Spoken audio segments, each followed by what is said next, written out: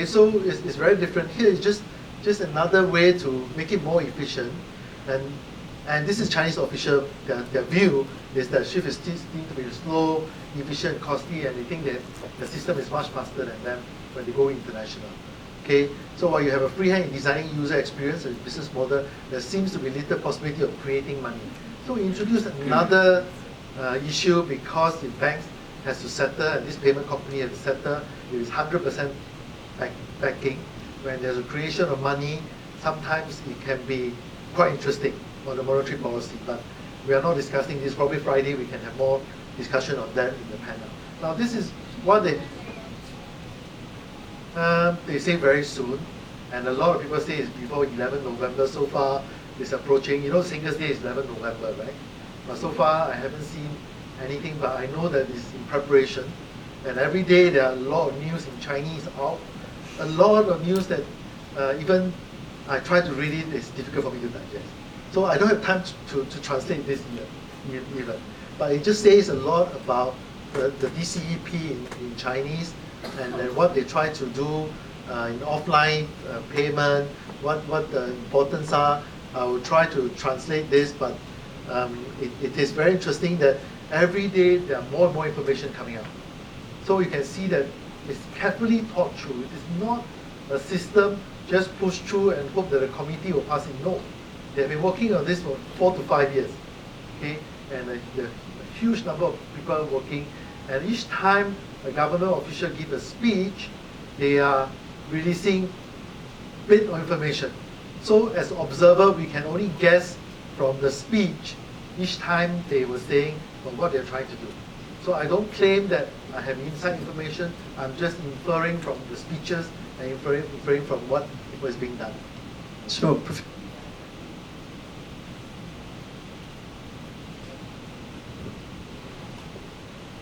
want to use mine?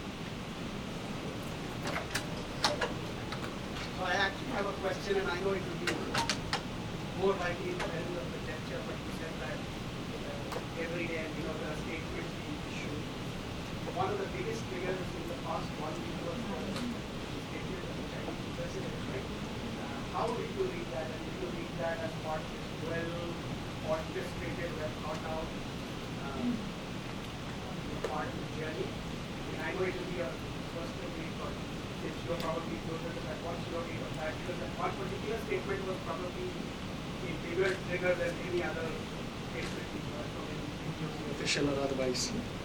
I hope the question was clear to everybody, right? The statement What statement was that? Okay. So a week back, the Chinese president at I think the Central Committee meeting said that he spoke about blockchain. He actually articulated the blockchain as being a technology where China wants to be a future leader. And while he did not talk about digital currency, etc., I think the very same day or overnight, Bitcoin jumped by 30%, and this whole sentiment that was there in the market that China equals clamp down, suddenly kind of almost from a market sentiment perspective flipped on its head, and then we've seen a lot of effervescence and a lot of speculation also subsequently. So my question to you is, and again this could be conjecture, but from your perspective, was this part or almost a culmination of that journey, of the statements that we've seen over the last few weeks about the PBOC digital currency coming into play? Do you see this was part of the same well orchestrated? Yeah. Again,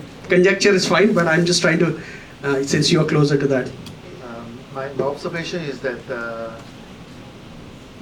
what happens is that probably about 1.5 years ago, in September, 1.5 years ago, they banned all the ICO. So no one will talk about digital currency at all. It's banned. It's only blockchain. And then what happens is that a few months ago, Libra came out, and there's a complete U-turn from what they were talking about. So every day I see the U-turn faster and faster. And today I was reading the People's Daily, and they're talking about tokenization. And the U-turn is very, very fast. So from blockchain that he was talking about a couple of weeks ago, and all the stocks are living up 5 days in a row and so on. But and then they came out to do warning, but again, they started towards tokenization. So I think it's a complete U-turn since Libra has come out. So it's very clear from the speeches, it's a response to the launching of Libra, and Libra has opened up an entire Pandora box that making China realize that it is something that they need to do. And because all this while China has always been working with IMF on internationalization of the renminbi, and they have a lot of bilateral swap and so on, and they're very concerned about having their reserve being flowing out from China. So that is a major concern. But as I mentioned earlier on in the earlier session, decentralization allowed cross-border, and the Chinese, they know that they can cross-border, and there are many ways to do that. And if you move from in government with trust to move to incorporate with trust, and then they will be everywhere because it's incorporate with trust. Then every corporate can have a coin. After Libra coin, you can have Google coin, you can have AWS coin, you can have Starbucks coin, you can have Burger King coin. So you can have also a coin coming, and if it's incorporated with trust, then you will see that this firewall of China for foreign reserve may find it a lot harder to contain the reserve. That's how I see, and maintaining a stability in a big country like China is very important. So I can see where they're coming from and why they have to move to this DCP. But if I may, one more question, and we all understand the concerns on the stability of the RMB and preventing outflows, but given the fact that this will now take a digital form and it will be front-ended through the likes of Alibaba and WeChat, but also banks, are they finally reaching a stage where their concern about the outflow of the RMB is something that they are becoming more comfortable with from a reserve currency perspective? Are they now reaching a point where they're saying this is a reality that a digital currency can flow two ways, but we are more confident about the ability of this actually working to our benefit, rather and RMB becoming a more and more of a global reserve alternative versus things flowing out? Is this also a sign of, if I may say, confidence? Yeah, I think from my understanding from so many years of watching China, they would like to have a step-by-step, steady, internationalization rather than something that they can't control. Because stability, whether political stability, currency stability, economic stability, is always at the top of their agenda. So they would like to do it at their own timing rather than somebody's dictate. And I think Libra can actually, sort of disturb the timetable. So they have to sort of have a response to that, just to ensure that they can explain to the people that they have done something to make sure that it's stable. So I think this is how I read, and this is the chart that I've drawn. Okay, if you look at this is a single fiat base, right? Currency. This is corporate. Okay, this is corporate. This is the DLT base. Okay, and this is a socially scalable cross-border. Okay, if you look at Bitcoin, this is socially scalable cross-border. It is a distributed ledger, so it comes in here. Okay, you can see the general purpose one is in the single fiat base issued by the government. These are all issued by the government. Reserve and settlement, wholesale for retail, wholesale DLT, wholesale non-DLT, retail DLT, retail non-DLT. This is Project Rubin, which is DLT, right? And it's fiat based, okay? But it's not issued by corporate. Neither it is scalable and cross-border. So at this moment, this is Rubin one that we're talking about. So I spent time drawing this so that we know that actually the real battleground is here, right? Here will be 10 cents. This is for the wholesale, for the retail and wholesale. This is the kind of battleground that we are talking about here, okay? And Libra is out here, okay? It can be sold. This is the scary part. It's the red part because it's scalable. It has 2.7 billion people, okay? And it's DLT based, okay? DLT based. So this is where and this is actually in some ways based on multiple fiat and not single fiat. So it's outside, okay? But Libra can move in here. It is only US dollar based, okay? So this could be the Libra in the future when incorporate with trust. And then I just use my revenue. I don't need to have any fiat backing. I can have Libra 1, a Libra 2. Right? Libra 2 has got no fiat backing because I've gained enough traction. So this is the worry, right, when Libra moves into this big constraint.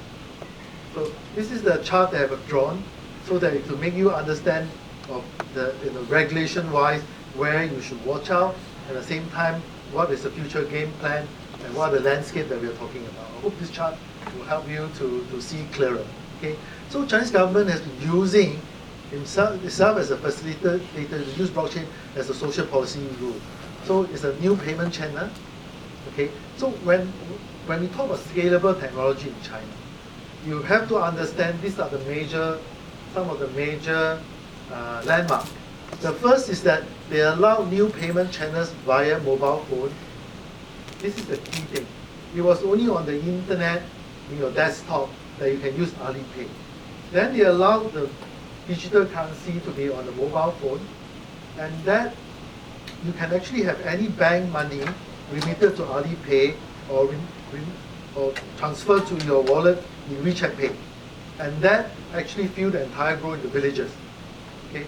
Why? Because you have the QR code. The reason why there's no mass adoption in a lot of countries is that you need a post system.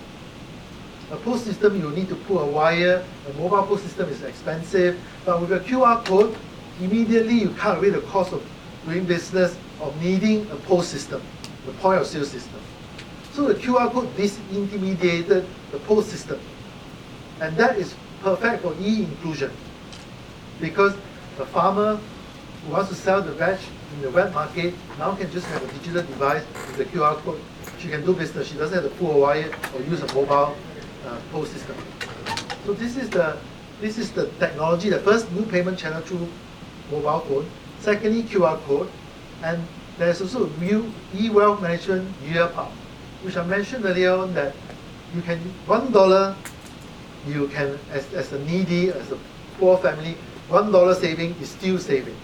And using QR code and using payment channel, it allows China to serve the farmers. And therefore they serve the 600 million, lift them out of poverty. Okay, so this is very important.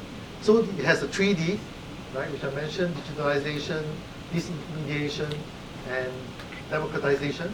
Okay, and it has a 4D because the government actually initially diminished itself and never come into the picture and let Alipay and WeChat Pay do what they want to do.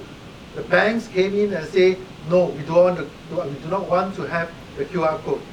But the people protested. After 6 months, no choice, the QR code was reinstated, right? So there was people power in China. The people do not want to queue at the bank to pay the utility bills, but they want to use QR code. And then the 50 is decentralization, which is what they're doing now. They're trying to decentralize at the second layer. The first layer of the digital currency is centralized. Then it distributes to the banks and distribute to the Alipay and the tech giants, and they decentralize and allow them to do peer-to-peer payments. Okay, and that is very interesting to see how the innovation will come from there. Okay, so the ABCDE that they've used is AI, blockchain, cloud plus cybersecurity, data analytics, digital device, plus environment. There's a plus here, plus environmental friendly technology called ABCDE. But blockchain, as far as China is concerned, which to answer your question, will be driving the AI security, IoT, and the cloud. Because it's going to be the base layer technology that improve collaboration efficiency that we talked about. It is about collaboration efficiency. It is not just purely about production efficiency brought about by AI, security, IoT, and cloud. Because blockchain is very inefficient in terms of production. Okay? But it will drive, it will smooth out the friction for collaboration. It will smooth out the cost of negotiation and allow a trusted party to work together. And of course, quantum computing, America is leading in Google, but China is also not far back there, especially on communication, and then the technology for social growth. All technology is only for one thing in China, social growth. Okay, that's all. And that is a very powerful message, that technology must do good. Okay, and this is their message, to do good for the people and the people around them. So this is what it is. I'm sorry you can't see very clearly. So this is AI, A, This is B, blockchain. This is cloud. This is C. This is big data, D. So A, B, C, D. This is Ping An. Ping An, that's what they do. A is for authentication, AI for assistance, advisory, investment services. A is for relationship. A is for sentiment, analysis, behavior, recommendation. A is for vision, voice, human, natural language processing, machine learning, deep learning. Everything in here. Okay? And then you have big data analytics for data integration, insights, and decision making. And then you have blockchain, which is the core platform. So they understand that this is the core platform that they want to use, and blockchain as a service. Okay? Because that is the way to entice 100 banks, 1,000 financial institutions to go on one platform, okay, and to facilitate it. So here is computing for cloud, storage, network, and security. So this is what they have in plan, and therefore, to answer Malik, is here. So China embraces blockchain technology and prepares to launch its own digital currency, and Country Center for Information and Industrial Development has continued to publish crypto projects ranking. They started this last year. So all blockchain projects must be registered with the government. Satoshi Nakamoto was able to bypass regulation because there was no legal entity. The software has got no legal entity. And therefore, regulators do not know how to regulate the software. Right? So you can cross-border, everybody can download. So you want to get everybody into trouble, all the nodes, you have to round them out. That is too costly to regulate. The regulators do not have so much manpower. So Satoshi was very good in bypassing regulation that take away the sovereign control of any country. Okay? But China is taking it back. China is regulating all blockchain companies. Okay? You have to report to the authority if you are running any blockchain software, okay, or you are doing any blockchain business. Okay, so this is what they so they identify 500 over project and published by this agency. Okay, and require entity to develop blockchain technology to register their project for future supervision. Okay, so it is not true that we need to worry about Bitcoin, not true to worry about Zcash and so on. All you have to do is just regulate the project. Because at the end of the day, you're still human, right? So you just regulate the project, just regulate the developers, you just regulate the app. There's no difference from regulating investment products. You regulate investment product to see how risky it is, to see how complex it is. As a regulator, if it's a gambling app, why do you allow the app to be downloaded? Why should we allow gambling app to be downloaded? Why should a pornography app be downloaded? Shouldn't we also classify the risk of an app? Shouldn't we also look at the complexity of an app? So people who are financial, fintech illiterate. So I think it triggers more thinking, and the Chinese actually already started to move towards this direction of regulating projects and slowly regulating developers, right?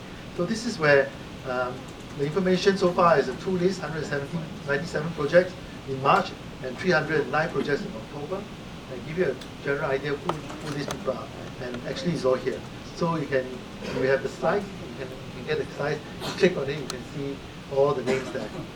Now, if that's the case, China and in America is more laissez-faire, therefore the corporate will take over, right? They will take over, they will form their own coin. Libra is registered in Switzerland, okay? It wasn't registered in America, okay? It's registered in Switzerland. But the regulators still have a grip because whatever members, they are still legal entities. As long as you can regulate entities, I don't see why there should be any fear, right? You can always regulate that, and soon you make the apps a regulation, it will be very interesting. So in Singapore, you can see that we are using this to grow the economy, okay? And how do we grow? Because Singapore only have 5 million. We are talking about platform economy, we are talking about 1.3 billion on the platform. Singapore only have 5 million. How could Singapore plug into the new economy? So this is they think. So it doesn't matter if it's the central bank, which is the Monetary Authority of Singapore, or IMDA, which is Infocom Media Development Authority, or ESG, which is Enterprise Singapore, or EDB, which is Economic Development Board of Singapore, or others. We're all working together to build a network economy. Singapore is not a center. It's not calling itself a financial center. It's not calling itself a financial hub. It is not. It is just a humble node in the global economy. This is what Singapore is establishing. It's just a node, right? There may be two big countries, America and China, but there are 200 other countries, right? So these 200 countries, through international organization, can form their own community, right? With the right business mind to reduce the friction using blockchain, okay? And then you can see that Singapore will just be a node of that, because there's no way that anyone has all the necessity to become the center. So the future of blockchain as a core technology for convergence. So it is not only inclusive in the sense that it tries to link up with all different blockchains through interoperability. It is also promoting the convergence of technology of IoT, with all the security devices, with all the drones, and so on. So what will drive this convergence? What will drive this convergence with blockchain as a very important technology? Actually, will be cybersecurity, which is back to earlier what I said.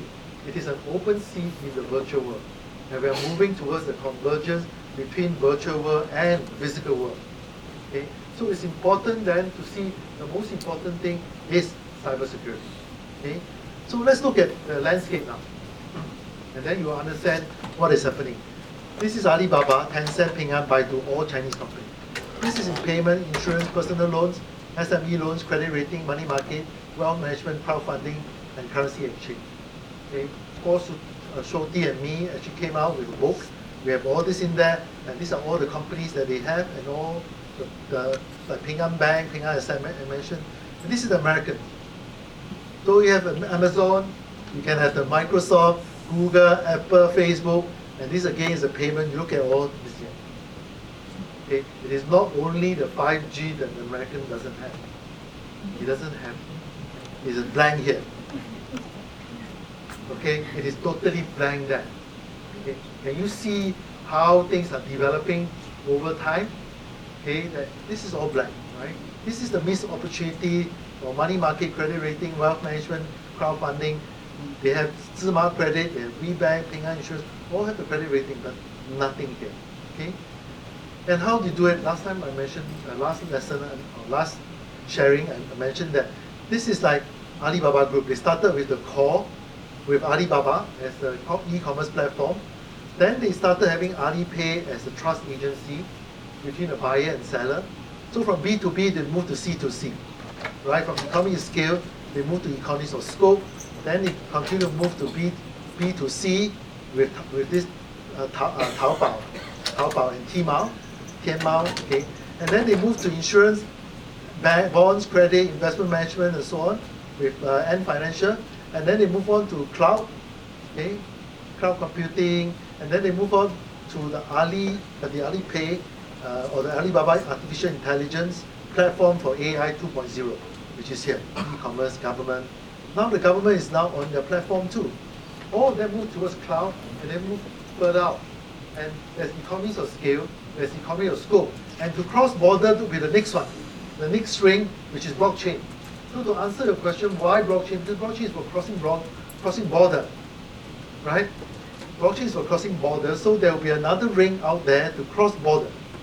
Okay? And this is what is going to happen. So every country should engage in blockchain and be part of the community and see what happens, right? So same with Ping An. They start with insurance, life, and P&C. Then they have e-wallet, Lufax, which is a wealth management company, started on P2P. Then the banks.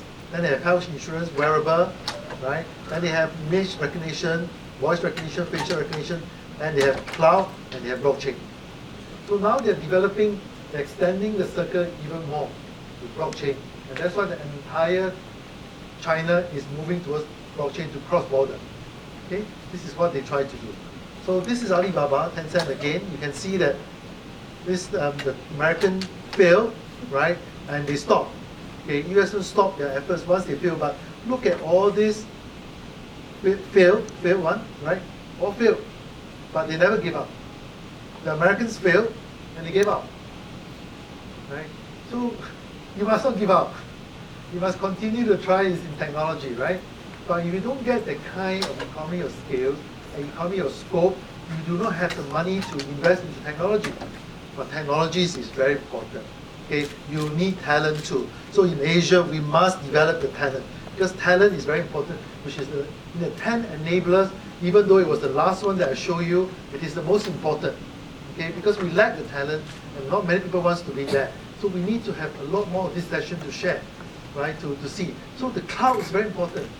The cloud contains all the data, so it's foundation on AI strategy. So few people know that the cloud and the blockchain is important, right? So blockchain strategy and cloud is extremely important because not everything is decentralized. Sometimes you need the centralized cloud to help you to achieve your purpose. It's all about design thinking, okay? So it's the convergence of technology. So cognitive services, foundation, AI development, SMEs can access cheap AI tools. You want to help the SME, you use blockchain, you use cloud, and a combination of both, right? So this is where the new financial services to billions of unbanked people and millions of unbanked SMEs. I show you all these charts. It is to see that we are talking about sustainability here. And China has done it very well to lift 600 million people out of poverty. How did they do it? Good lessons to learn. We all must learn